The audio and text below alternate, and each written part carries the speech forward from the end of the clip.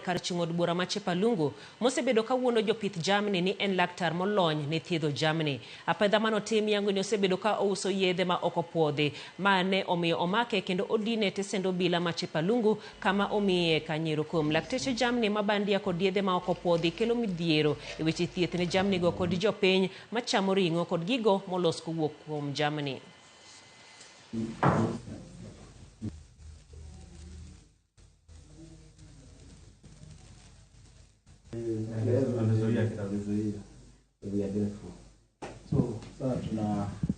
We managed to visit and actually managed to get the suspect who was actually in the process of going to treat animals.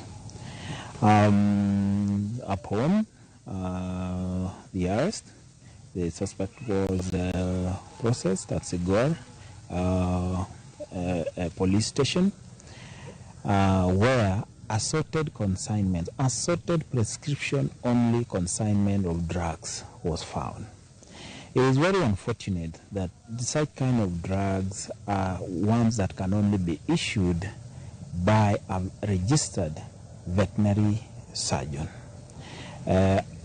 It is very unfortunate that these are the drugs that are getting and being used by the farmers, being used by the quacks to cause harm, not only to the animal welfare, but to derogate the practice of veterinary medicine in the Republic of Kenya. So the board is charged